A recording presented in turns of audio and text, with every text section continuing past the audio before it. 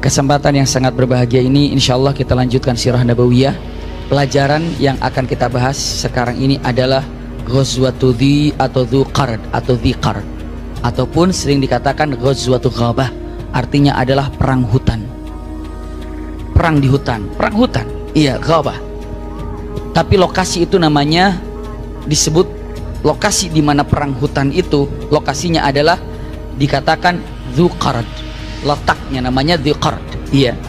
Kisah yang ada begini. Kalau ibu bapak atau bunda mengingat pelajaran yang dulu, berusaha orang-orang kafir itu ingin rasanya mencoba untuk menghancurkan umat Islam, sampai akhirnya harus bergabung di antara kafir dan kafir dan kafir, menyerbu di kota Madinah sehingga terjadi perang Khandaq. Masih ingat perang Khandaq? Dikumpulkan orang-orang kafir menyerang ke sana ke semuanya, itu adalah perang Khandaq. Masih ingat itu ya?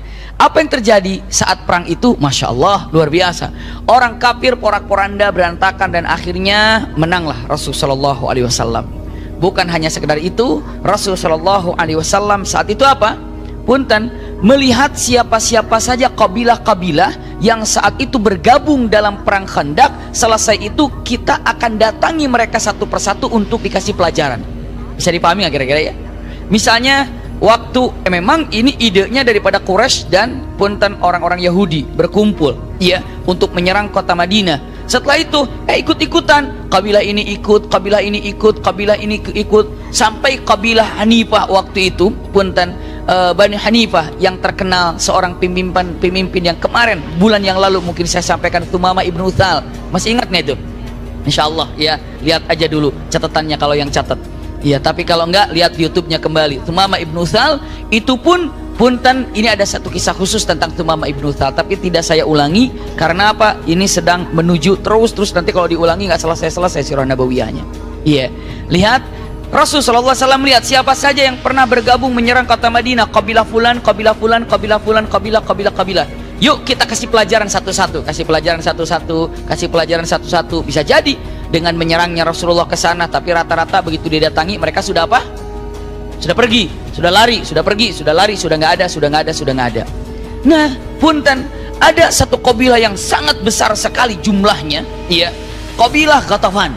Kabilah Ghatafan ini banyak sekali pasukannya. Kabilah Ghatafan ini kalau berkumpul itu satu kabilah itu banyak sekali. Pernah nggak ibu bapak atau bunda kumpulan kemarin pas lebaran bani fulan pernah nggak? Ibu punten dari kakek, misalnya baninya dari kakek ibu gitu ya, dikumpulkan dalam keluarga. Ada nggak nyampe 200 atau 500? Nyampe berapa kira-kira? Nyampe segitu ya. Bagaimana kalau misalnya dari kakek, dari nenek, dari itu yang masih hidup satu bani itu 1000, banyak nggak kira-kira? Banyak banget. Kadang-kadang dari kakek nenek sekarang sudah punya keturunan, Masya Allah udah 200 ya, banyak banget ya. Banget jadi banyak ya. Ini bayangkan Ghatafan ini bukan keluarganya, pasukannya saja kalau dikumpulkan dari kabilah ini Ghatafan, kalau dikumpulkan pasukannya saja itu lebih daripada 6.000 atau 7.000 pasukannya saja. Berarti belum perempuan, belum anak-anak, makanya diperkirakan Ghatafan ini 10.000 jumlahnya. Banyak. Bayangkan kalau satu kabilah ataupun satu bani 10.000, banyak nggak kira-kira? Waduh, pemilihan RT udah jadi langsung itu, RW udah langsung jadi itu. Iya, wali kota udah jadi, 10.000 satu kabilah itu selesai. Iya. Maka apa yang terjadi? Rasulullah SAW memang ini Ghatafan nanti akan dibidik untuk dikasih pelajaran. Tapi apa yang terjadi? Ghatafan ini dia katakan dipimpin oleh Uyainah bin Husn. Uyainah bin Husn ini adalah pimpinan dari Ghatafan. Dia ini kalau Rasulullah mengatakan ahmakul muta', orang yang tidak pintar tapi ditaati, orang yang punten bahasanya, orang yang kurang pintar itu apa bahasanya? Bodoh gitu ya. Ya, orang yang kurang cerdas, kurang pintar alias bodoh begitu tapi ditaati.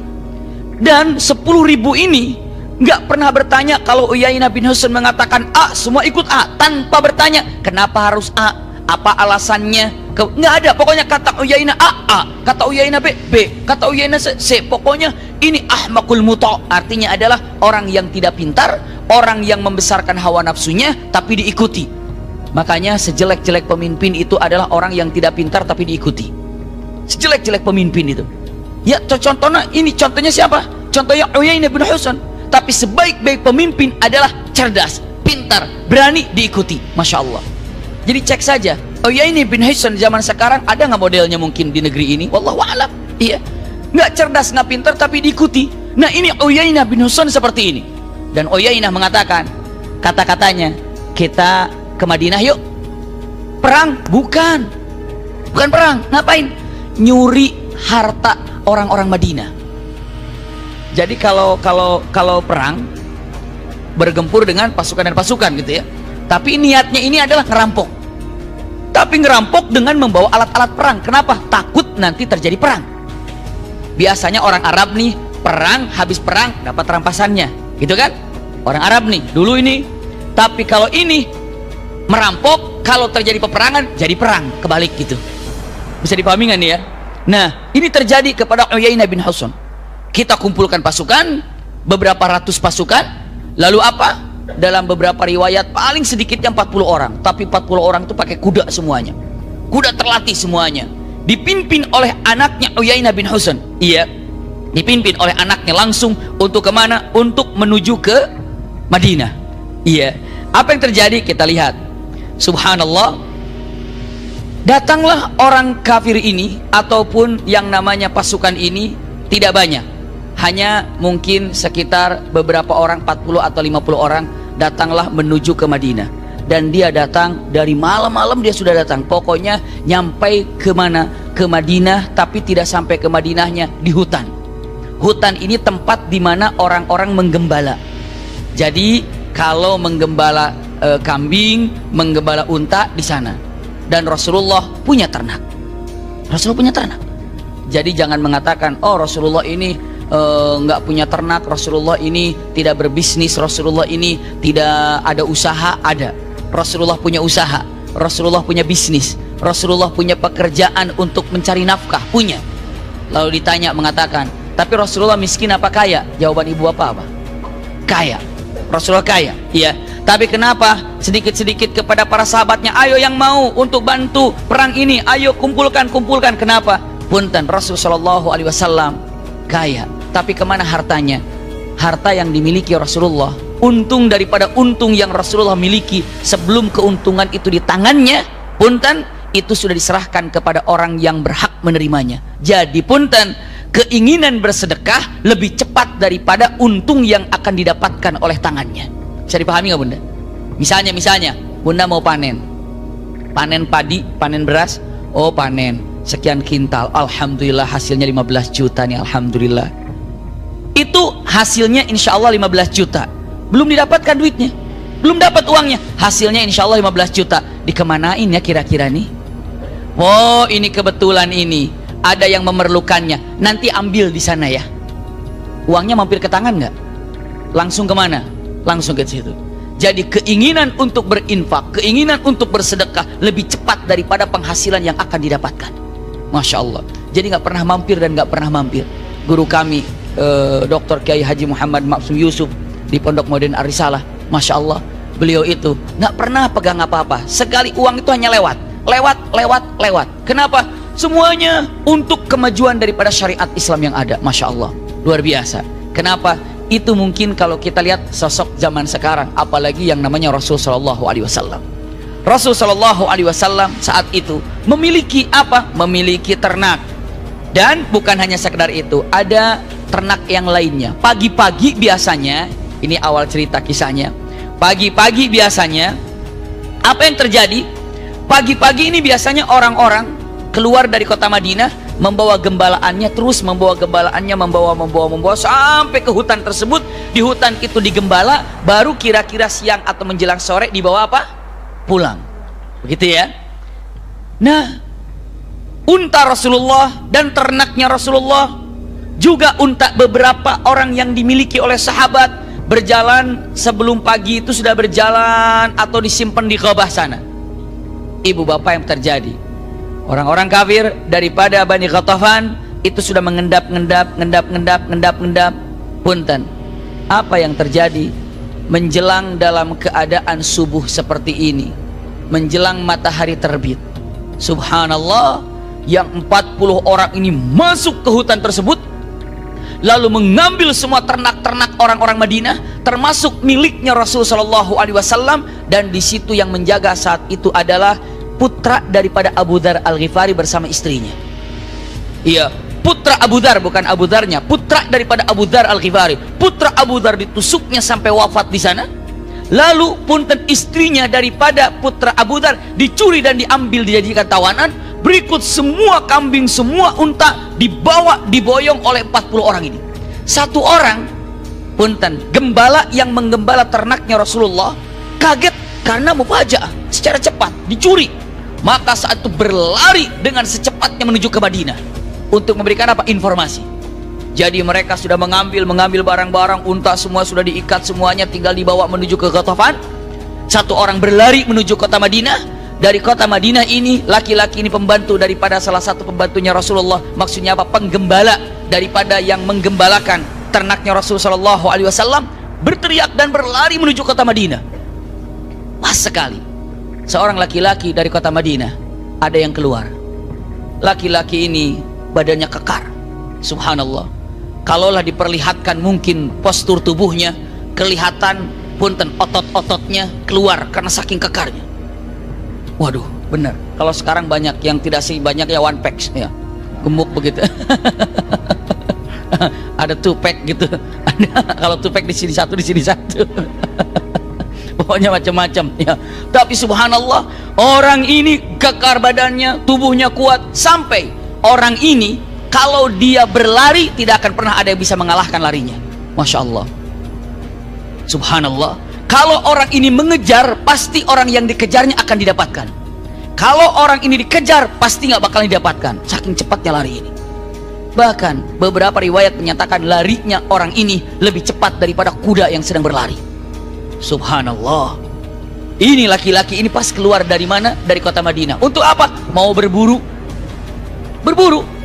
Dengan membawa panahnya, siap untuk berburu. Tiba-tiba ada laki-laki yang berlari. Siapa ini? Ternyata dicek ini adalah salah satu daripada yang menggembalakan ternaknya Rasulullah. Lalu dia teriak mengatakan, "Wa ma'abik, wa ma'abik, apa yang terjadi kepada kalian? Kepada kamu, kenapa kau berlari? Ada apa? Ada apa?" Laki-laki itu mengatakan kata-katanya, "Ya Sabah, Sabah begini, subuh-subuh begini, kita diserang, kita dicuri. Putranya Abu Dzar telah wafat, istrinya sudah dicuri. Bahkan bukan hanya sekedar itu, ternak-ternak kita dicuri, bahkan ternaknya Rasulullah dicuri." Laki-laki ini cepat naik ke Jabal Sala. Jabal Sala itu artinya adalah ke gunung yang cukup tinggi di sana. Mengajahkan arahnya ke kota Madinah. Lalu dia teriak mengatakan, "Ya Sabah!" Diteriakkan kota Madinah. Artinya serangan fajar dari orang-orang kafir telah terjadi. "Ya Sabah!" Semua orang-orang mukmin pagi-pagi, subhanallah. Ini mungkin orang-orang baru pulang dari masjid. Mungkin orang karena matahari belum terbit. Mendengar kata-kata "Ya Sabah", ini adalah kode bahwa ada yang namanya penyerangan mendadak, penyerangan pagi hari. Maka Rasulullah segera keluar. Subhanallah. Lalu Rasulullah menyiapkan pasukannya. Maka karena punten waktu yang sangat mepet, cepat sekali, pasukan tidak langsung berangkat satu-satu, tapi mengatakan, "Rasulullah, siapa yang sudah siap, ikuti laki-laki itu. Ikuti laki-laki itu, suara itu. Ya, ikuti laki-laki itu." Kenapa? Kalau ngumpul di masjid keburu kabur nanti apa namanya? Pasukan sananya. Maka yang sudah siap pasukan berangkat. Maka dengan cepat Abu Qatadah itu sudah siap menyiapkan beberapa pasukan dan berangkat. Ternyata laki-laki ini begitu mengatakan "Ya Sabah, ya Sabah", tidak nunggu pasukan tapi mengejar orang-orang kafir. Laki-laki ini sendiri. Siapa laki-laki ini? Masya Allah, laki-laki ini sering terkenal Salamah Ibnul Aqwa. Ya, Salamah Ibnul Aqwa ini adalah laki-laki yang luar biasa. Khairul rijal, sebaik-baik laki-laki yang berperang di atas kakinya Salamah Ibnul Aqwa. Masya Allah. Jadi Salamah Ibnul Aqwa langsung berlari menuju ke depan dan benar-benar bisa mengejar pasukan orang kafir yang sedang berjalan. Padahal jaraknya jauh. Jaraknya jauh. Jaraknya jauh dari kota Madinah menuju ke yang namanya Dzulqirad atau Dziqarad. Kenapa? Ini adalah tempat di mana orang-orang kafir mencuri. Salamah Ibnul Aqwa berlari, akhirnya ketemu. Dari mulai matahari sebelum terbit, Salamah Ibnul Aqwa sudah ada di sana. Lalu Salamah Ibnul Aqwa punten Dengan cepatnya dia bukan hanya sekedar ahli berlari, tapi dia juga ahli di main panahannya. Itu satu-satu panahan dilepas langsung kena, sambil teriak-teriak mengatakan, ini aku Salama ibnu Aqwa, ini aku Salama ibnu Aqwa, ini ibnu Aqwa, sampai dilepaskan. Tidak ada satupun ketika Salama ibnu Aqwa melepaskan panah kecuali ada yang kena lehernya, ada yang kena bagian belakangnya, semua kena. Subhanallah. Dan dikejar luar biasa. Ini kehebatan Salama ibnu Aqwa, Masya Allah. Saya lanjutkan. Setelah apa yang terjadi, orang-orang kafir cepat berlari, tapi oleh satu orang terus dikejar. Bagaimana kejar-kejaran, satu pakai kaki, yang satu pakai kuda. Kan unik, iya, unik sekali. Dan Salama ibnu Aqwa cara mengejarnya bukan begini saja. Ini misalnya begini, ini berlari, ini di belakang, bukan hanya begini. Tapi Salama ibnu Aqwa larinya di pinggir, dari sini baru panah, cut, seperti itu. Jadi dia lebih cepat daripada kuda yang membawanya. Sampai orang-orang kafir yang dikejar ini bertanya-tanya dengan mengatakan, ini siapa laki-laki yang mengejar ini? Ini apa yang mengejar ini? Memang kekuatannya luar biasa Salama ibnu Aqwa. Dan bukan hanya sekedar itu, Salama ibnu Aqwa juga hebat dalam memainkan apa? Panahnya dengan cepat dia lemparkan. Akhirnya beberapa orang yang tadinya gusur membawa apa? Menggusur ternak, karena terkejar dilepaskan ternaknya. Hampir semua ternak sudah dilepaskan. Kenapa? Karena kalau bawa ternak larinya cepat apa enggak? Lambat. Maka dilepaskan ternaknya, yang penting selamat. Tapi Salama ibnu Aqwa memang bukan hanya untuk menyelamatkan daripada ternak saja, tapi ingin mengejar daripada pimpinan mereka, ingin menyelesaikan urusan ini. Maka Salama ibnu Aqwa terus mengejarnya sampai orang-orang yang dikejar dengan mengatakan, ini orang, padahal kita sudah melepaskan ternaknya, tapi masih mengejar juga. Lari. Orang berlari kan tadi bawa peralatan kan? Bawa peralatan apa namanya? Bawa peralatan perang. Ini kan jadi kagok kalau berlari dengan bawa peralatan. Akhirnya dilepasin panah, dilepasin pedang, biar lebih ringan lagi berangkatnya, larinya. Masih dikejar oleh Salama ibnu Aqwa. Subhanallah. Sampai orang-orang mengatakan, ini orang kekuatannya dahsyat sekali. Ya, ini tidak ada laki-laki yang semacam ini. Mungkin zaman sekarang juga susah. Dan pada waktu itu usianya kira-kira 22 tahun Salama ibnu Aqwa ini. Persis usia ibu sekarang di sini. Salama ibnu Aqwa luar biasa. Salama ibnu Aqwa luar biasa. Tahu aja, saya tahu wajah-wajahnya ketahuan kok. Punten, ya punten, keliru lah, bukan 22, 30 lah gitu. 30. Tapi yang jelas apa yang terjadi Salama ibnu Aqwa. Dan ini Salama ibnu Aqwa sekali gini. Ini lari, dia ke depannya. Setelah depan, panah. Sudah kelewat, dia lagi ke depannya. Panah. Terus dia ke depan, terus seperti itu. Maka orang-orang kafir dengan mengatakan kata-katanya, ini karena pintar. Orang kafir juga pintar, iya. Dengan mengatakan kata-kata yang mereka lakukan dengan ucapannya. Ini namanya Fujarah, ini adalah putra daripada Uyainah bin Hasan yang memegang pasukan ini. Fujarah, kata Fujarah, ini laki-laki ini kenapa ngejarnya? Ada di depan. Panah, kita terus.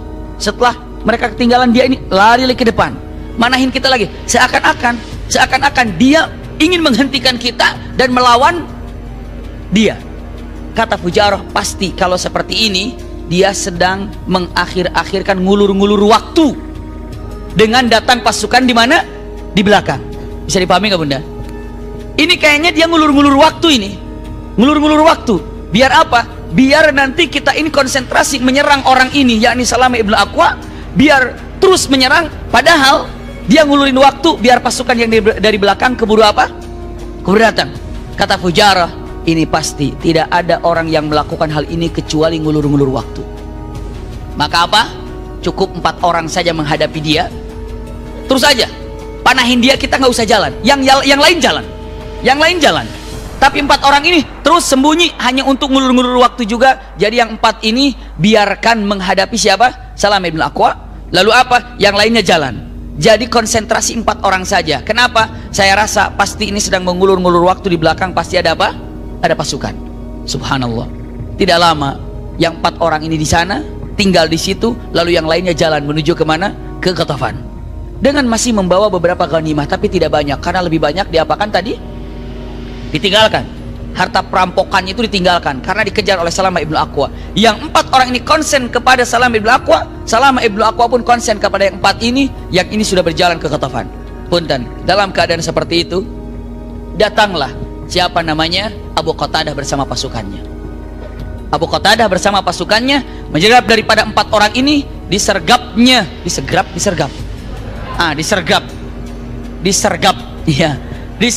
yang 4 orang ini, ditangkapnya, dan 4 orang ini melawannya, dan Abu Qatadah punten sanggup membunuh daripada 4 yang orang, termasuk daripada adik Fujarah. Fujarah itu kan anaknya Uyainah bin Husun, pimpinan Uyainah bin Husun, pimpinan Ghatafan. Pimpinan Ghatafan Uyainah bin Husun, anaknya adalah Fujarah. Fujarah punya adik namanya adalah Habib ibnu Uyainah. Bisa dipahami ya? Nih Habib ini salah satu di antara yang 4 ini. Datang ketemu Abu Qatadah, Abu Qatadah langsung punten memainkan pedang bersamanya dan terbunuhlah siapa? Habib ini. Lalu Abu Qatadah kejar yang lain, terus mengejar. Abu Qatadah menyimpan baju, baju kalau dibilang gamisnya gitu ya, baju gamisnya ditutupkan kepada siapa? Ditutupkan kepada Habib ibnu Uyainah. Untuk apa ditutupkan? Ingin diartikan bahwa akulah yang membunuh orang ini. Kata siapa? Kata Abu Qatadah.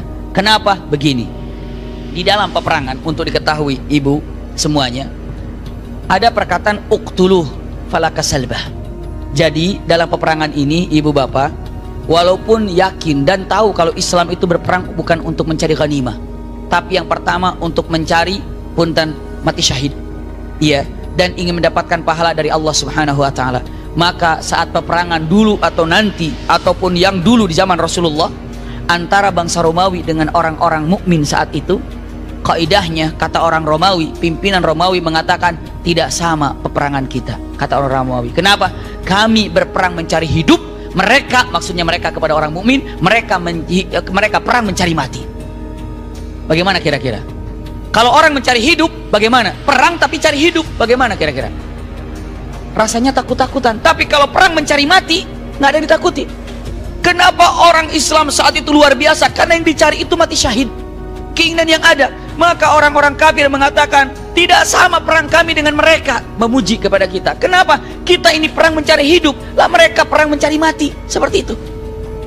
Apapun yang terjadi, orang Islam sama orang kafir tidak sama. Kalau orang Islam hidup untuk mencari kebahagiaan di akhirat, tapi bagi orang kafir hidup untuk mencari kebahagiaan di dunia. Dengan apapun. Orang mukmin ketika punya harta ingin memperkaya dirinya di akhirat, tapi kalau orang kafir hidup di dunia ingin memperkaya hidupnya di dunia. Kenapa? Kasihan di akhirat dia nggak dapat. Makanya punten, biarkan mereka senang di dunia karena di akhiratnya tidak dapat. Tapi kalau kita mengatakan bagaimana caranya kita hidup di dunia dan akhirat, tapi karena di dunia hanya sebentar, cukup seala kadarnya saja, tapi saya ingin bahagiakan di akhirat, itulah yang akan jauh lebih indah untuk kehidupan kita yang sebenarnya. Karena subhanallah, kalau sudah di sorga, kita nggak balik-balik kemana-mana, sudah selama-lamanya di sorga, dan itu bekal kita sebenarnya yang sekarang kita siapkan. Sedikit-sedikit kita siapkan. Nah, punten, dalam hadis ini uqtuluh falakasalbah, artinya apa? Hai orang mukmin, bunuhlah orang kafir sampai dia itu menyatakan 2 kalimat syahadat, sampai dia itu menyadari terhadap kesalahannya.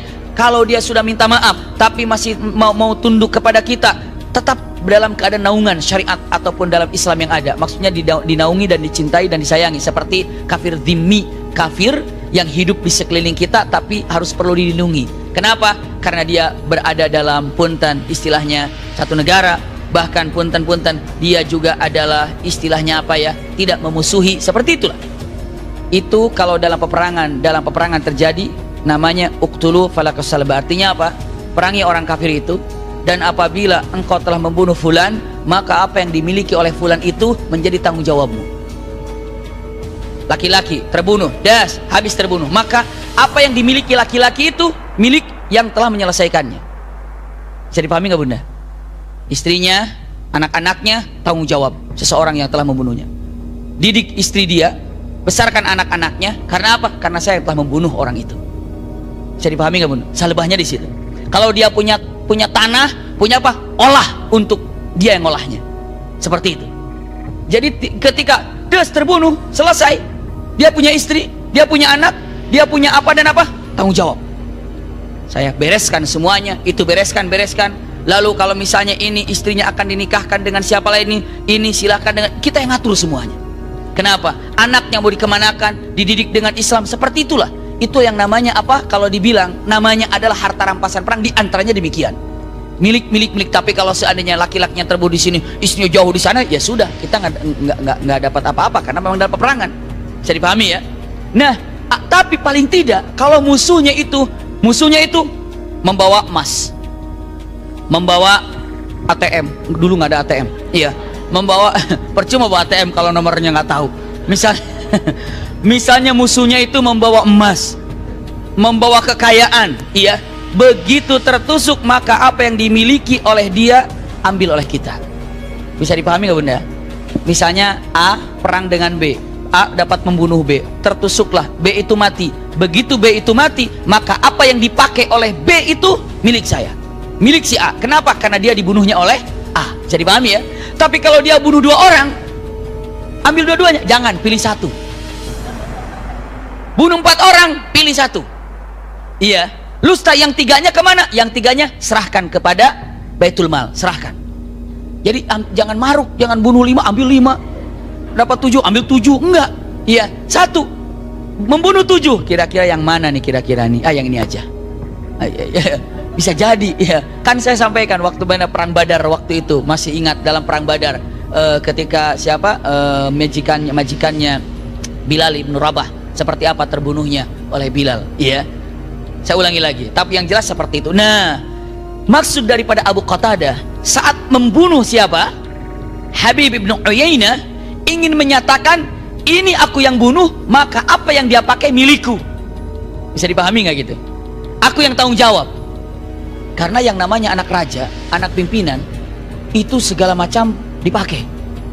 Ininya bukan imitasi, asli. Iya, asli emasnya. Ini kalau bawa tas-tas juga yang original semuanya. Iya. Pokoknya begitu bunda. Iya. Pokoknya anak pimpinan, anak raja seperti apa dia punya. Jadi begitu terbunuh, ini bagaimana cara tandai kalau saya yang membunuh dan ini milik saya, gimana cara menandainya ya? Kayak gitu kan? Maka langsung dibuka bajunya. Baju apa? Baju gamisnya. Lalu saat itu ditempelkan, disimpankan, ditutup wajahnya, ditutupin wajahnya sampai ketutup tubuhnya, ditutup dengan gamisnya siapa? Abu Qatadah. Abu Qatadah tubuhnya besar, iya. Jadi kalau untuk menutup daripada Habib ibn Uyainah, tertutup semuanya, tertutup. Setelah itu mengejar lagi, hanya untuk kasih kode saya yang membunuh dan ini milik saya, larilah mengejar. Dan ternyata benar, ketemulah Abu Qatadah dengan siapa? Dengan yang namanya yang tadi siapa? Salamah ibn Aqwa. Yang 4 orang ini selesai, Salamah ibn Aqwa mengejar, dan ini bersama dengan Abu Qatadah. Ini ceritanya punten, Abu Qatadah membawa beberapa pasukan, mungkin 20 orang, bersamaan dengan Salamah ibn Aqwa mengejar yang namanya siapa tadi? Fujarah ibn Uyainah ibn Husun, mengejar. Ini sedang kejar-kejaran. Tapi ini pasukan Fujarah. Di sini adalah pasukan, bukan pasukan, 1 orang saja, Salamah ibn Aqwa. Di belakangnya ada siapa? Abu Qatadah. Bisa dipahami gitu ya? Di belakangnya lagi ada siapa? Rasulullah bersama pasukan. Ada bersama pasukan. Kenapa? Karena Rasulullah tahu ini yang mengejar ini, yang menyerang ini adalah Ghatafan. Dan Ghatafan ini pasukannya banyak. Kita pun harus persiapannya lebih banyak. Maka Rasulullah dengan membawa beberapa ratus pasukan berangkat. Dengan cepat Rasulullah pun berjalan, berangkat, terus jalan, terus. Begitu sampai ke dikatakan ke Dhi Qarad ataupun ke Ghabah, melihat ada jenazah oleh bajunya Abu Qatadah. Kata para sahabat, Rasulullah begitu datang melihat, innalillah, kata sahabat, Abu Qatadah wafat, itu bajunya tuh. Iya.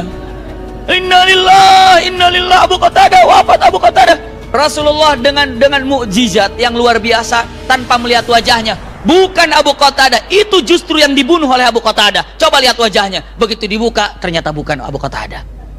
Abu Qatadah ini mengatakan ini yang dibunuh oleh Abu Qatadah dan ini milik Abu Qatadah. Ditandai oleh bajunya Abu Qatadah. Masya Allah. Itu salah satu daripada mukjizatnya Rasulullah, ataupun keindahan dan kehebatan Rasulullah, tanpa harus melihat wajahnya langsung tahu itu bukan Abu Qatadah. Begitu dicek ternyata bukan. Terus Rasulullah mengejar, sampai akhirnya sampai ke tempat Ghatafan. Istilahnya perbatasan Ghatafan. Kalau sekarang ini perbatasan, di perbatasan ada penjagaannya, kira-kira ada penjagaan. Jadi ini bukan sampai ke Ghatafan, tapi baru sampai ke penjagaannya. Ke Ghatafan masih jauh, perbatasannya itu dijaga. Perbatasan itu juga ada pasukannya. Nah, orang-orang yang berlari, siapa tadi? Fujarah, dikejar-kejar oleh siapa? Oleh Salama ibnu Aqwa, satu orang. Ini lari terbirit-birit sampai masuk ke mana? Ke perbatasan. Orang-orang diperbataskan pasukan. Ada apa? Ada apa? Ada apa? Saya dikejar. Dikejar pastinya oleh pasukan kalau begini. Berapa pasukan yang mengejar? Satu orang. Siapa yang mengejar? Satu orang. Kenapa kamu mengejar satu orang? Dia bilang, nggak tahu ini. Orang ini dari mulai matahari belum terbit sampai terang benderang begini, nggak berhenti-henti ngejar saya. Di belakang orangnya. Dan tiba-tiba Salama ibnu Aqwa kalau tidak diteriaki oleh siapa? Abu Qatadah, mungkin akan maju. Abu Qatadah mengatakan teriakannya, ya Salama ibnu Aqwa, karena Rasulullah suruh menunggu, karena Rasulullah sudah berwasiat mengatakan sama-sama untuk kesananya. Salama ibnu Aqwa mundur, tunggu Rasulullah. Salama ibnu Aqwa tunggu, mundur, tunggu Rasulullah. Salama ibnu Aqwa berhenti, melihat cukup jauh. Salama ibnu Aqwa langsung ke belakang. Bersamaan dengan ke belakang sampai ke Abu Qatadah, Rasulullah sampai di Abu Qatadah, kumpul di sana.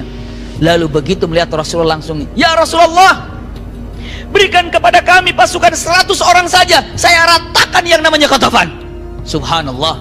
Rasulullah senyum dengan mengatakan, bukan waktunya wahai Abu Salama ataupun Salama ibnu Aqwa, bukan waktunya Salama ibnu Aqwa. Ghatafan pasukannya begitu dahsyat, pasukannya begitu banyak. Sekarang kita sudah cukup sampai di sini saja.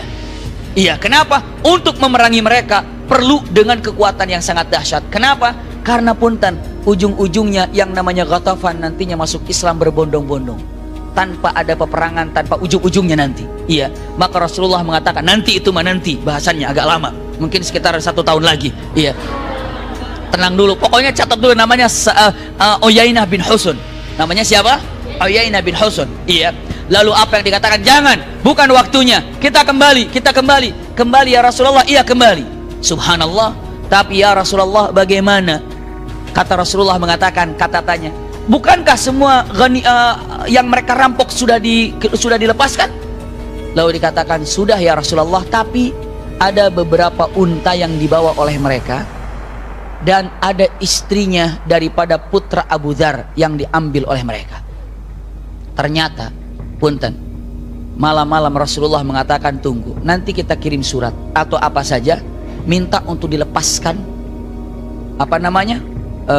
istrinya daripada putra daripada Abu Dzar. Iya, Rasulullah tunggu. Putra Abu Dzar kan terbunuh, tapi istrinya putra dari Abu Dzar itu dicuri.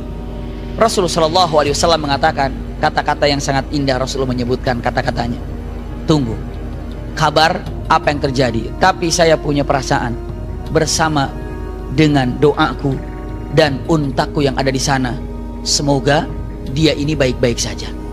Kalau sudah kata-kata Rasulullah semoga dan bla bla bla segala macamnya, itu akan ada kelancaran dan kebaikan. Ternyata benar, Bunda. Tidak lama Rasulullah masih dalam keadaan di tempat itu. Malam-malam, sore-sore, perempuan ini, subhanallah, yang tawanan ini melihat untanya Rasulullah dijadikan tawanan juga di tempat itu. Dan malam-malam ketika sedang ribut, capek berbicara segala macam, menceritakan tentang tadinya, mungkin maghrib atau seperti apa, wanita ini tahu ini adalah untanya Rasulullah. Lalu dia mengatakan, wahai kamu unta Rasul, kamu tahu jalan pulang ke Madinah pastinya. Jauh ketahuan. Iya, maka saya akan menaikimu dan saya akan tawakal kepada Allah. Tapi terserah kamu, saya mau dibawa kemana terserah, asal jangan saya ini tinggal di sini. Naiklah ke unta tersebut. Karena apa? Karena yang namanya binatang nggak mungkin ditaruh di, kalau misalnya begini, ternak taruh di tempat ternak, rumah orang di sini. Nah perempuan itu karena namanya perempuan, ditaruhnya di mana? Di tempat ternak aja. Jadi seakan-akan suruh jaga ternak, buat taruh aja di ternak. Jadi begitu dapat, simpan aja di tempat ternak, pergi. Laki-laki semuanya nggak usah dijaga. Ini mau kemana nih? Ternak mau kemana jauh perginya? So, apalagi ini perempuan juga mau kemana larinya? Seperti itu. Maka punten perempuan ini tanpa ada yang menjaga, tanpa apa, ya mau kabur kemana? Nah, memang nggak mau kabur kemana. Terus unta juga mau pulang kemana? Emang pakai GPS ngerti sendiri pulangnya? Nggak ada dia. Iya.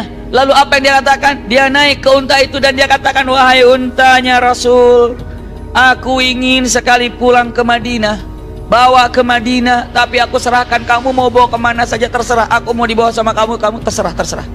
Maka unta itu berjalan dari Ghatafan, Masya Allah, puluhan kilo, jalan, dan perempuan itu dalam keadaan lelah pun banyak tertidurnya di unta. Allah, terserah mau kemana aja dibawa, terserah.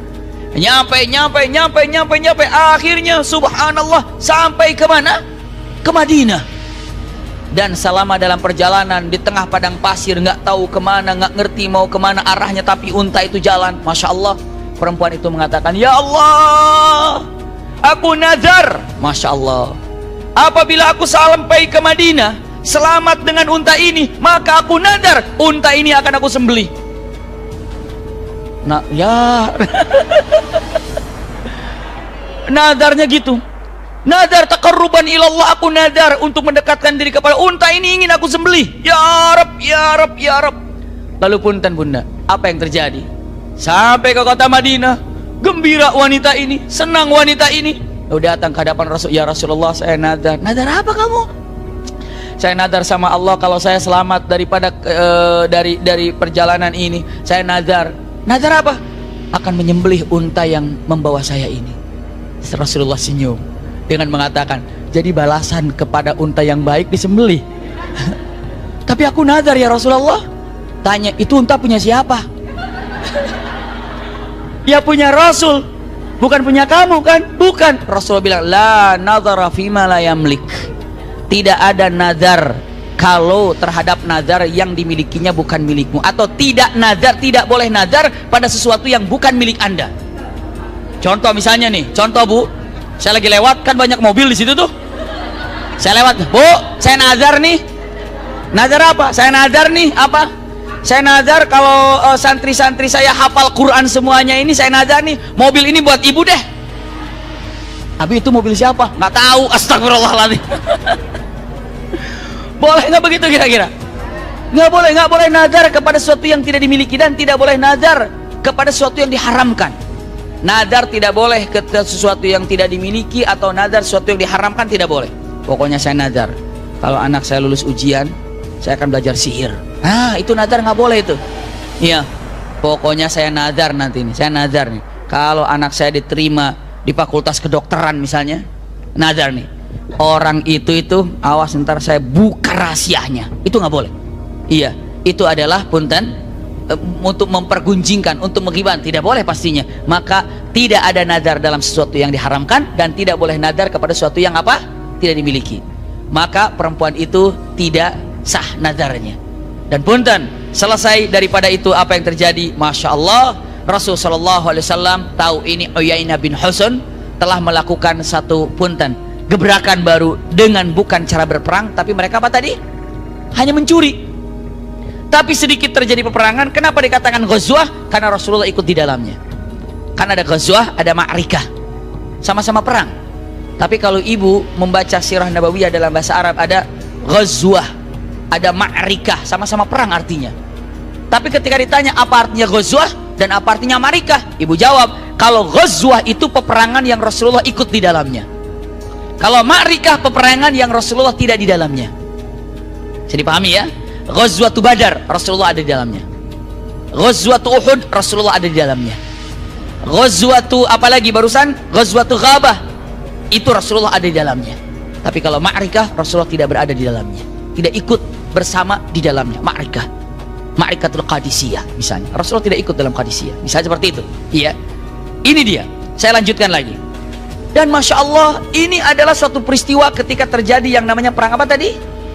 Perang hutan, atau perang Dhu Qarad. Ya, tempatnya, lokasinya. Subhanallah. Selanjutnya, dalam keadaan seperti itu juga Rasulullah SAW menyatakan, ini punten, Rasulullah SAW saat itu apa? Mendengar ada kafilah Quraisy akan berjalan menuju ke mana? Menuju ke Syam atau menuju ke tempat yang lain, dan itu kafilah orang-orang Quraisy. orang Quraisy ini itu kalau dibilang punten, itu sangat membenci kepada Rasulullah pastinya. Musuh yang pertama kali memusuhi Rasulullah itu adalah Quraisy. Yang keduanya adalah Yahudi. Subhanallah.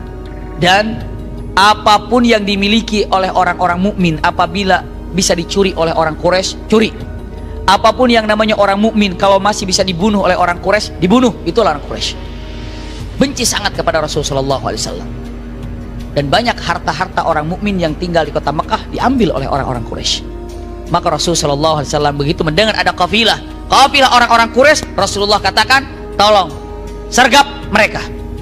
Kenapa? Ada harta-harta kita yang ada di sana, dan mereka atau apa namanya musuh yang benar-benar memusuhi kita. Kemarin perang Badar, kemarin perang Uhud, kemarin menepung kita dalam perang Khandaq enak saja. Sekarang kalau kita ke Mekah ke sana nggak mungkin. Sekarang ada kafilahnya, bereskan mereka. Ternyata datanglah dipimpin oleh siapa? Zaid bin Harithah, pimpinannya Zaid bin Harithah. Datanglah ke satu tempat namanya Mantiqatul Hamlatul Aish. Di salah satu tempat atau namanya Hamlatul Aish, ya. Disitulah menunggu. Istilahnya kalau mau nyergap bilang-bilang apa enggak kira-kira? Enggak lah, diam, ya. Jangan dikasih kode. Kasih kode di situ ada sergapan. Nggak ada. Emangnya lalu lintas kasih tahu ini kemana, ini ke kiri, nggak ada. Jadi dengan kecerdasan Zaid bin Harithah, ini pasti akan lewat sana. Kita sergap di sana, duduklah di tempat itu, tinggal di tempat itu. Bunda, masya Allah, diam di tempat itu. Apa yang terjadi? Dalam keadaan diam di tempat itu, dalam keadaan nyaman di tempat itu, ternyata benar kafilah itu ada di sana, lewat. Begitu lewat di sana, langsung turun dari tempat itu dan punten disergap. Kenapa? Mereka ini kalau melihat orang mukmin sedang berjalan, seandainya ketemu dengan orang mukmin, diambil, ditawan. Bahkan orang-orang Quraisy memberikan informasi kepada setiap kabilah Arab, bagi kalian yang mendapatkan orang-orang mukmin, wabil khusus orang mukmin ini berasal dari Mekah, berikan kepada kami tebus. Bisa dipahami nggak bunda? Kalau ini orang-orang Arab, kalau ketemu orang mukmin ini, khususnya ini orang mukmin berasal dari Mekah, itu akan dibawa ke Mekah, dijual di Mekah dengan harga yang mahal. Itu termasuk harta mahal orang-orang mukmin Mekah di Madinah, itu mahal sekali. Kenapa? Di Mekah akan disiksa habis-habisan. Itulah kejadiannya. Dan apa yang terjadi? Rasulullah SAW menyuruh, ya Zaid, saya mendengar ada kafilah orang-orang Quraisy akan berlalu di lokasi antara ini dan ini. Kalau bisa sergap mereka. Baik ya Rasulullah. Dengan kecerdasan beberapa orang termasuk pimpinannya Zaid bin Harithah mengatakan kayaknya ini dan ini. Ternyata begitu nongol orang itu ditangkap, dapat semuanya. Ya. Dan ternyata dari satu tawanan itu ada seorang laki-laki. Siapa namanya? Abul As. Siapa Abul As ini? Abul As ini adalah mantan suaminya Zainab putri Rasulullah SAW. Jadi mantan mantunya Rasulullah. Kok ceritanya bagaimana? Biar ibu bengongnya nggak terlalu panjang, saya saya agak sedikit mengulang bunda. Ya, saya mengulang.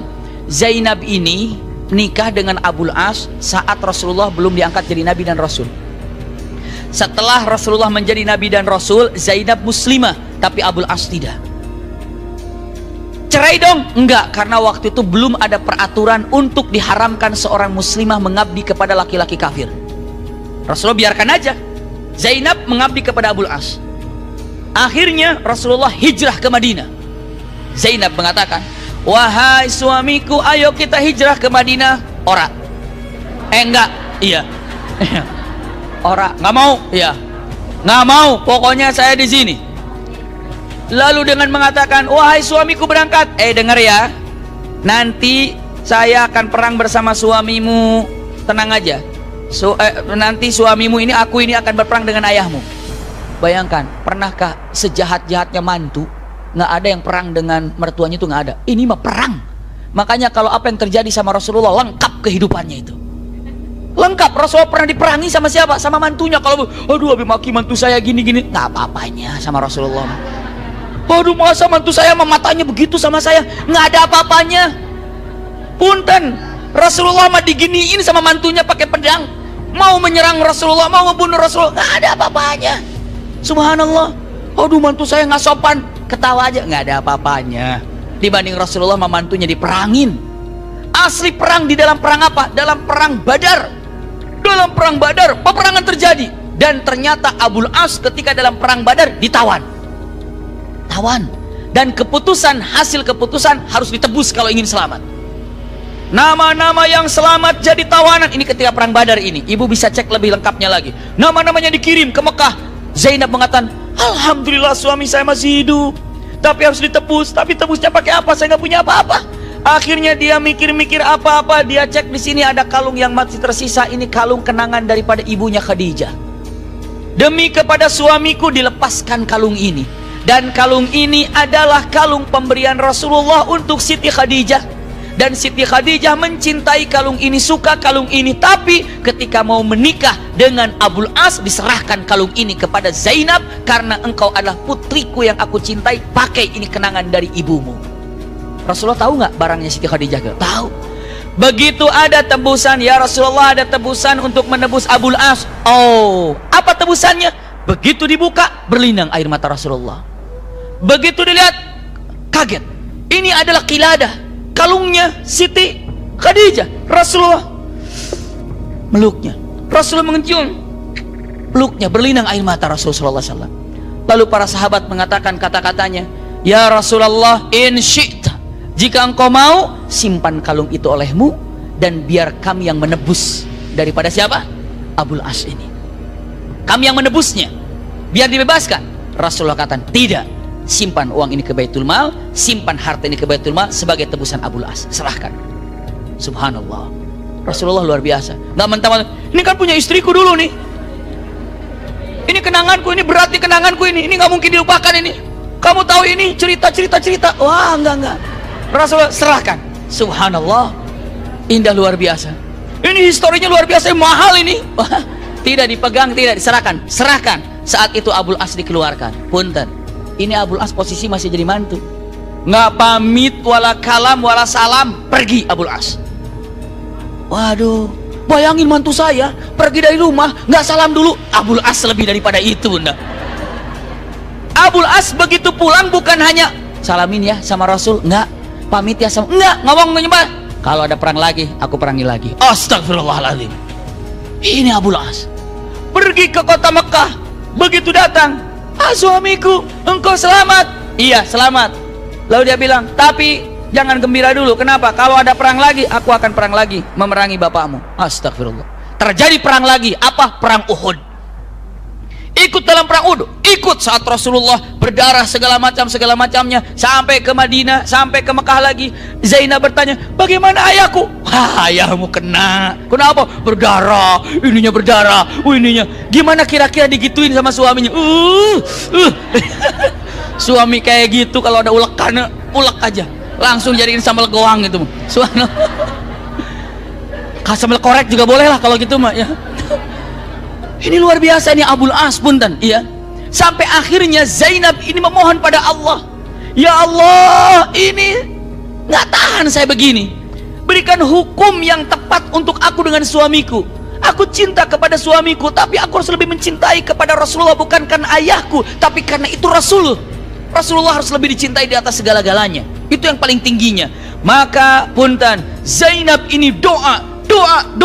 Turunlah firman Allah Subhanahu wa taala, lahunna hillul lahum walahum yahilluna lahunna.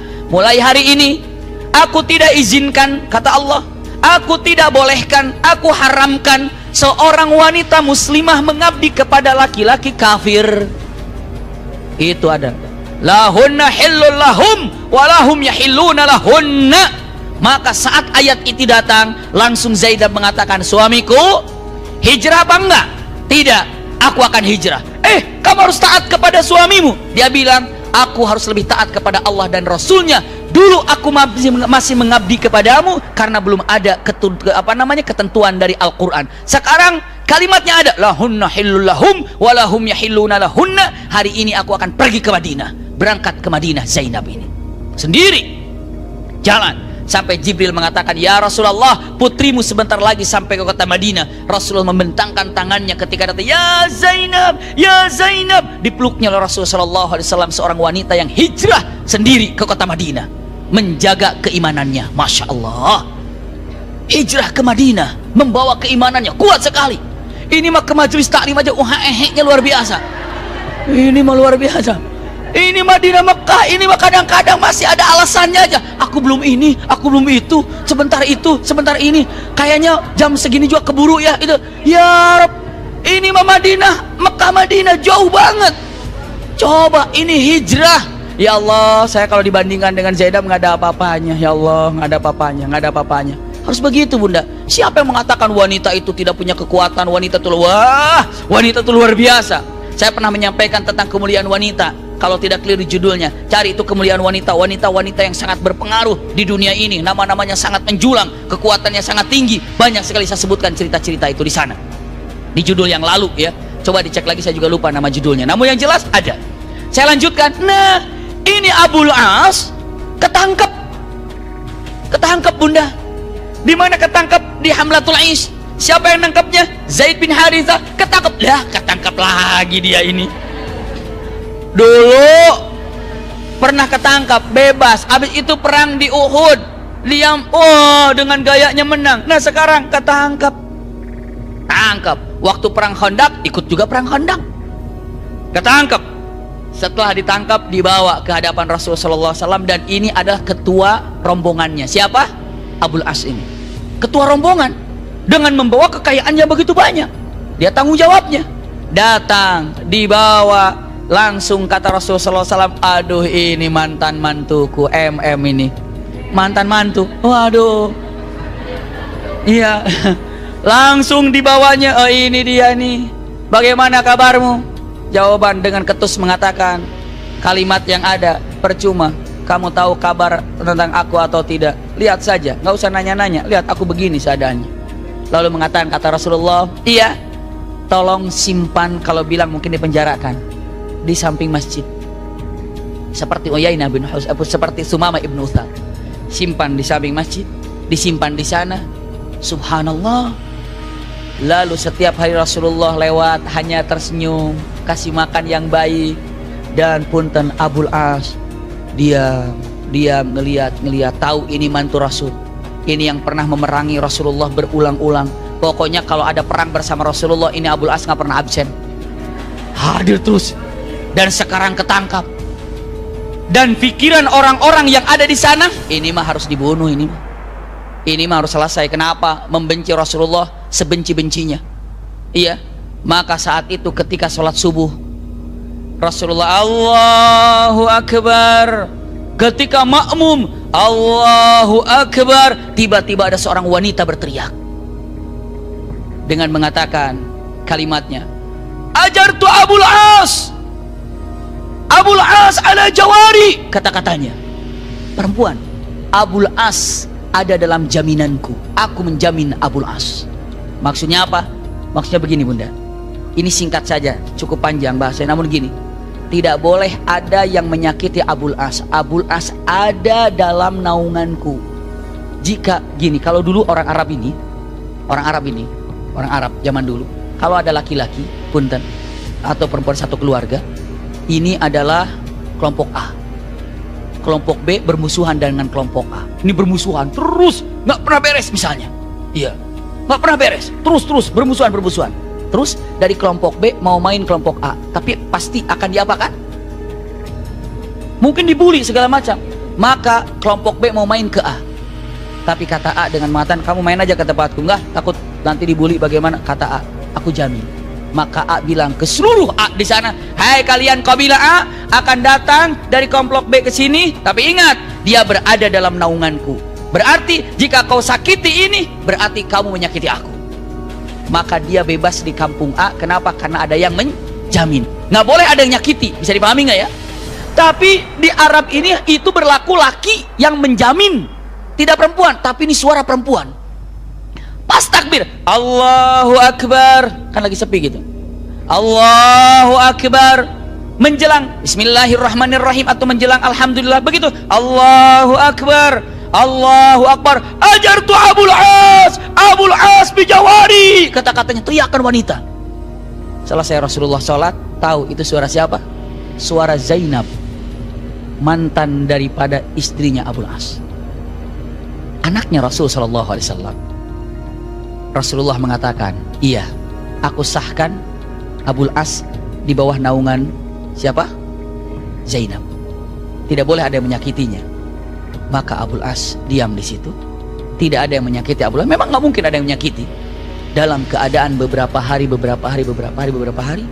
punten Rasulullah SAW melihat, dan Rasulullah itu Masya Allah.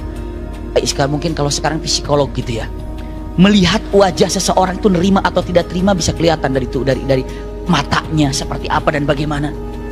Cobalah, mungkin sedikitnya itu kita banyak belajar daripada Dr. Aisyah Dahlan. Iya. Jadi kalau begitu dulu tuh ada namanya ilmu farasyah. Ilmu farasyah itu apa? Ilmu farasyah itu diantaranya itu berduduk dengan seorang itu ketahuan ini bohong nggak bohong ketahuan. Subhanallah. Ilmu farasyah. Imam Syafi'i pernah duduk untuk belajar ilmu farasyah. Subhanallah. Yang luar biasa Umar bin Khattab ini di atas ilmu farasyah. Hatinya itu sudah basirohnya kuat. Umar bin Khattab. Umar bin Khattab ini punten. Kalau ada orang yang ribut itu nggak usah tanya gimana masalahnya. Coba dengerin, nggak usah. Duduk, lihat wajahnya. Kamu benar, kamu salah. Selesai. Itu Umar bin Khattab. Bukan hanya sekedar itu hebatnya Umar bin Khattab. Basirohnya kuat. Umar bin Khattab ini lagi di masjid. Di masjid ini tiba-tiba ada yang baca Quran. Bismillahirrahmanirrahim, baca Quran bla bla bla. Tiba-tiba Umar bin Khattab, yang baca Quran berhenti. Umar, kamu hentikan aku lagi baca. Iya, aku suruh kamu berhenti baca Quran. Kenapa? Karena kamu belum mandi tadi malam, baru selesai hubungan dengan istrimu, kamu lupa belum mandi. Dia bilang, oh iya lupa, mandi dulu sana. Dari mana Umar bin Khattab tahu? Basirah, kok dia bisa lupa? Bisa aja lupa. Subhanallah. Dia lupa mungkin ya. Tapi ada kejadian Umar bin Khattab itu luar biasa. Nah, ilmu farasyah ada. Ilmu farasyah luar biasa. Ada. Dan Rasulullah SAW luar biasa memahami ilmu itu. Ketika ditanya, Abul As mengatakan, karena kamu yang memegangnya, aku serahkan kepada kamu semuanya. Barang-barang yang kamu bawa lagi. Bisa dipahami nggak bunda? Kan barangnya diambil, tapi nggak diambil sama Rasulullah, dikumpulkan. Setelah itu kamu sebagai ketua kabilahnya, ketua pimpinan daripada musafir ini, pulang atau lanjutkan perjalananmu. Kan tadi mau berjalan, lanjutkan dagangmu, lanjutkan, bawa barang-barangmu. Karena Rasulullah sudah melihat wajahnya itu wajah sadar, wajahnya wajah baik. Tapi dia pun tidak bicara sama Rasulullah mau Islam, tidak. Tapi Rasul melihat ini sudah menerima tentang syiar Islam, syariat Islam. Dia bilang mengatakan, baik, masih kata-kata, baik ya Muhammad. Iya, kamu bawa semuanya, lanjutkan perdagangannya. Ternyata Abul As keluar dari Madinah dengan membawa dagangan yang kemarin, barang-barang yang kemarin, tidak berdagang, tapi balik lagi kemana? Ke Mekah. Ibu, punten, kenapa balik ke Mekah? Mau menyerahkan semua barang-barang dagangan. Serahkan kau kota Mekah, disampaikan, maaf, aku tidak jadi dagang. Kenapa? Di perjalanan, ditahan. Siapa? Pasukan Madinah menyergapnya dan sulit untuk bagaimana melanjutkannya. Maka aku serahkan kepada kalian. Siapa yang pernah menitipkan barang padaku, ambil sekarang.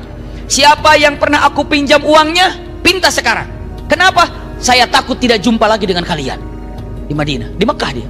Maka, kamu pernah minjam uang sama saya? Ini dulu uang saya. Ini, saya pernah tip sama kamu. Ini, semua selesai. Kata Abul As mengatakan, saya tanya sama kalian, apakah masih ada utang piutang atau saya masih punya utang kepada kalian? Tidak. Apakah masih ada amanah yang belum saya serahkan? Tidak. Bagaimana? Aku sudah selesai tugasnya? Sudah selesai. Sudah. Dengarkan oleh kalian semuanya, asyhadu an la ilaha illallah wa asyhadu anna Muhammadar Rasulullah. Abul As, saya tidak Islam ketika di Madinah. Kalau saya Islam di Madinah, saya takut Islamnya Abul As karena takut. Takut apa? Takut dibunuh di Madinah. Tapi saya Islamnya ketika di Mekah, ingin membuktikan kalau saya Islamnya murni karena dari hati tidak takut apa-apa. Setelah saya serahkan, saya syahadat dan pergi ke kota Madinah. Rasulullah kasih kabar oleh Jibril alaihissalam, Abul As aslam. Kata Rasulullah, Allahu Akbar, ditunggu. Begitu sampai ke kota Madinah, sudah disiapkan pengantennya. Siapa? Zainab kembali menikah dengan Abul As. Masya Allah. Oh, ibu langsung senyum pengantin. Ya ibu yang senang, ibu yang bahagianya. Ya udah. Kayak film banget itu ya. Masya Allah.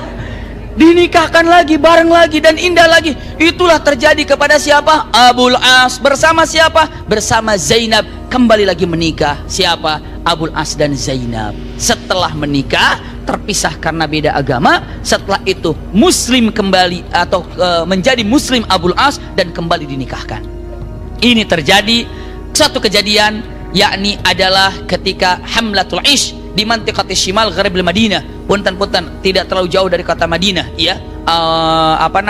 Baratnya dari kota Madinah. Ketika berjalan hamlah ini, lalu disergapnya, ternyata di sana ada disergapnya oleh Zaid bin Harithah, dan di sana ada siapa tadi? Ada Abul As. Siapa Abul As? Suaminya Zainab, mantunya Rasulullah. Seperti itu ya. Saya lanjutkan. Apalagi kejadian, ada perang Bani Mustaliq. Sebutnya perang Bani Mustaliq ini adalah perang ajaib, perang aneh. Perang aneh. Bani Mustaliq, perang melawan Bani Mustaliq. Tapi sering para ulama mengatakan ghazwatu ajaib, perang yang penuh dengan keanehan, perang yang penuh dengan teka-teki, perang yang penuh tanda tanya, dalam arti kata luar biasa perangnya, berbagai macam kejadian aneh. Kenapa? Di sana perang Bani Mustaliqnya ada, ya.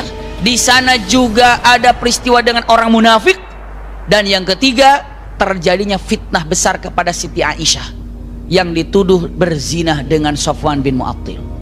Ini perang Bani Mustaliq awalnya. Ulangi lagi, ya. Ghazwatu Bani Mustaliq, perang melawan Bani Mustaliq. Tapi perangnya normal, perangnya lancar, perangnya dimenangkan oleh Rasulullah. Dan disitulah Rasulullah pun mendapatkan wanita yang luar biasa. Pimpinan daripada Bani Mustaliq ini, Juwairiyah, itu ditawan karena sudah kalah. Ketika ditawan, tapi tawanan itu punten, sekali lagi bunda, tawanan itu jangan diartikan tawanan ketika zaman sekarang. Lihat, tawanan itu terhormat bagaikan tamu. Kalau di zaman Rasulullah SAW, apalagi dengan wanita terhormat, tawanan itu dihormati. Rasulullah SAW ketika perang Badar ada tawanan diikat, Rasulullah marah, jangan diikat, jangan diikat, tidak boleh seperti itu. Subhanallah. Salah satu tawanan di Bani Mustaliq ada Juwairiyah. Ketika Rasulullah berjumpa dengan, ini siapa? Ini Juwairiyah binti Haris. Ini adalah Juwairiyah putranya Haris, dan inilah pimpinan daripada Bani Mustaliq. Rasulullah hanya mengatakan kata-katanya, kamu Juwairiyah? Iya. Aku tawarkan kepadamu untuk menjadi seorang muslimah. Tanpa mengatakan iya, tidak mengatakan mikir dulu. Ketika aku tawarkan kepada kamu untuk menjadi seorang muslimah, asyhadu an la ilaha illallah wa asyhadu annaka Muhammadar Rasulullah. Itu jawabannya. Rasulullah kaget. Secepat itu kamu mengatakan itu? Juwairiyah mengatakan, demi Allah, sebelumnya saya bermimpi melihat bulan purnama datang dari Madinah. Lalu bulan purnama itu berada di hadapanku dan datang ke hadapanku dan ada di pangkuanku. Rasulullah mengatakan, mimpimu seperti ini. Rasulullah sangat tahu bermimpinya dengan mengatakan, akan aku jadikan kamu ini sebagai istriku.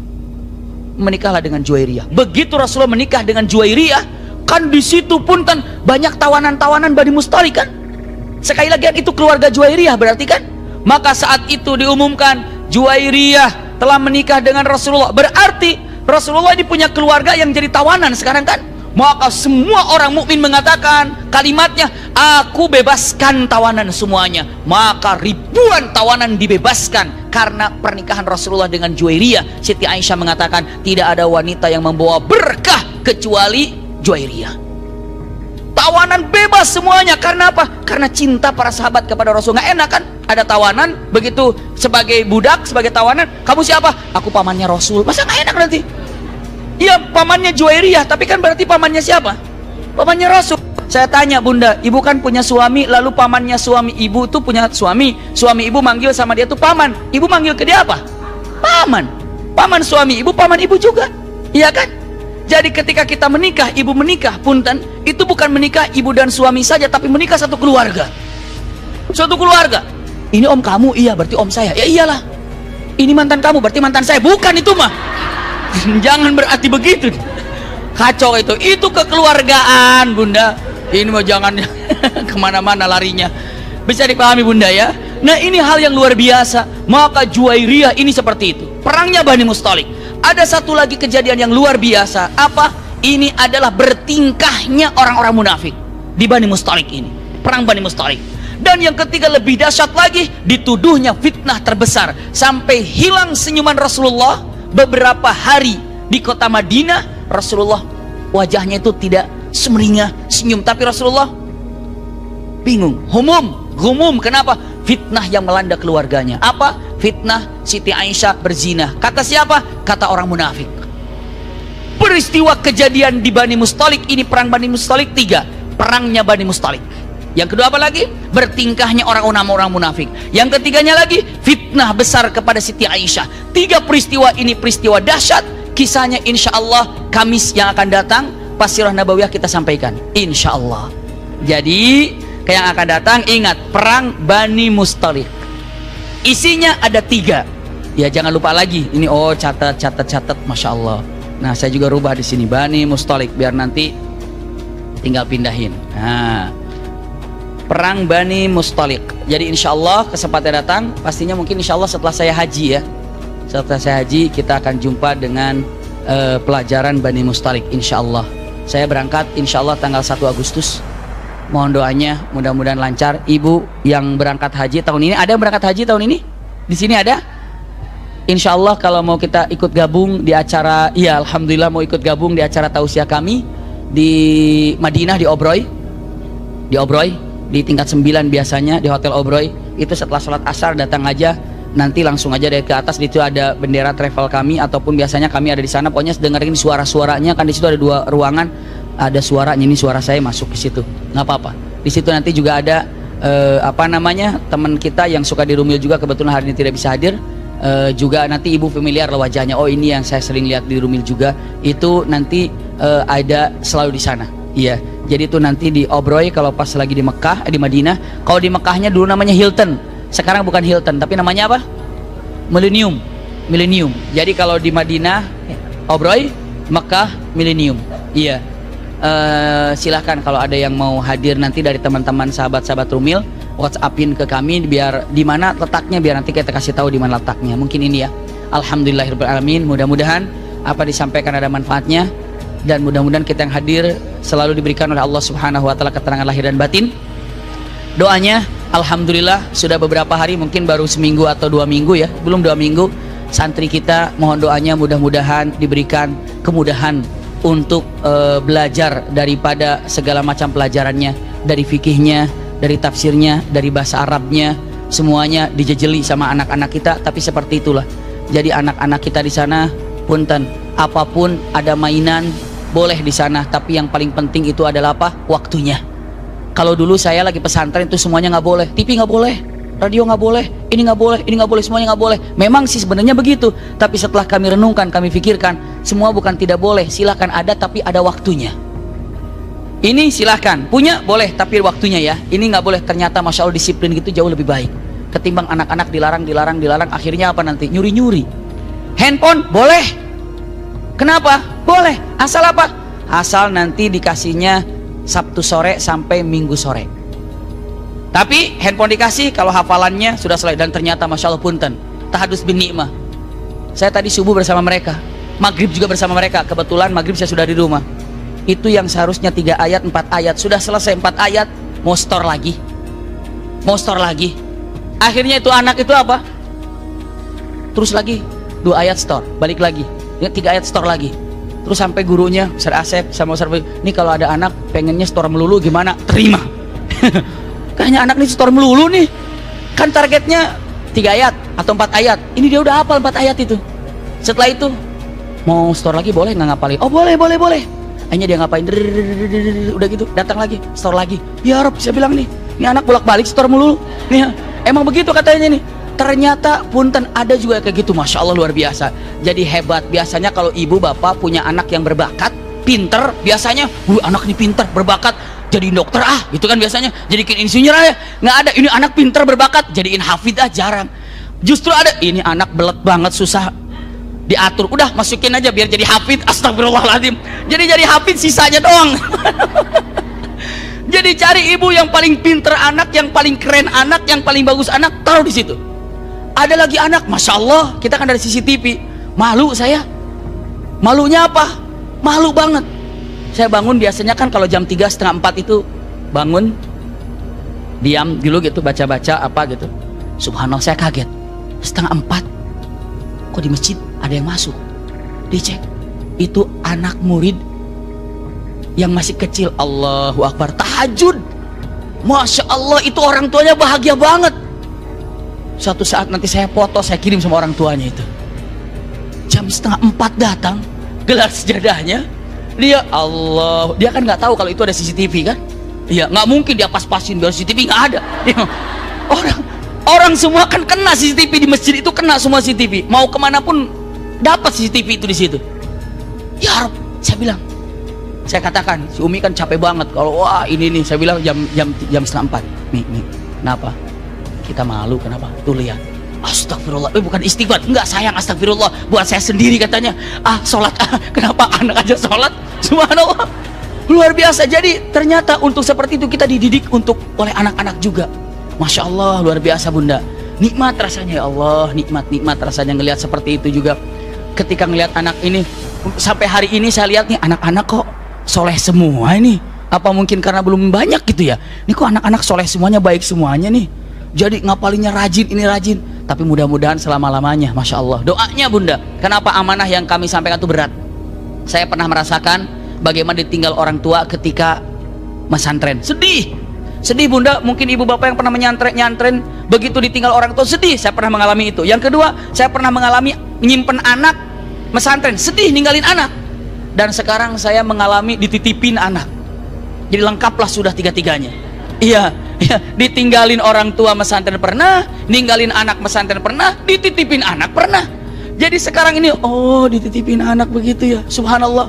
Yang paling sedih beberapa hari yang lalu dari Riau itu ada, dia bilang gini sama anaknya, nak, kamu harus siap ya, bapak kan cuma dagang begini-begini aja nak ya. Iya, tapi bapak percaya sama kamu bisa nak, bapak bangga sama kamu ya. Tapi maaf ya nak ya, bapak cuma bisa nengok nanti 3 tahun ke depan ya. Anaknya bilang, iya pak, nggak apa-apa.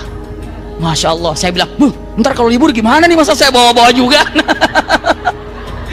Si Umi bilang, ntar kita kasih ongkos aja suruh pulang. Nah bagaimana kalau kita libur-libur ikut-ikutan juga? Tenang, ini mungkin shock terapinya buat anak itu kan. Masya Allah, luar biasa. Azan berebut sekarang mah. Anak-anak azan, nggak, nanti dijadwal aja. Masya Allah. Kenapa? Mic saya bebaskan. Yang berani mic, pegang mic. Yang berani untuk adzan, langsung adzan. Bila perlu yang mau berani adzan, yang mau jadi imam, silakan. Cuma anak-anak dengan matan, saya belum berani kalau imam. Iya, tenang, nanti dicek dulu. Masya Allah. Jadi sekarang untuk memberanikan mic-nya sudah mulai ada peraturan. 5-10 menit sebelum maghrib ngaji Quran, gantian. Biar terbiasa dengar suaranya di mic loh. Karena kalau orang ngomong terus begitu pegang mic, oh suara saya gini di mic ya, gitu. Karena beda loh bunda, kadang-kadang iya, beda kadang-kadang suaranya, begitu. Jadi biar mereka terbiasa melantunkan Al-Quran dengan mic-nya, dengan apanya, biar mereka terbiasa. Kenapa? Biar dia ini bisa untuk punten, istilahnya apa? Membawa umat di masa yang akan datang, begitu bunda. Sekali lagi doanya mudah-mudahan berkah dan lancar semuanya. Amin ya rabbal alamin. Ini yang dapat saya sampaikan. Sekali lagi jazakumullah khair ala husni istimaikum. Lakum minni al-hubbu wad du'a. Wassalamualaikum warahmatullahi wabarakatuh.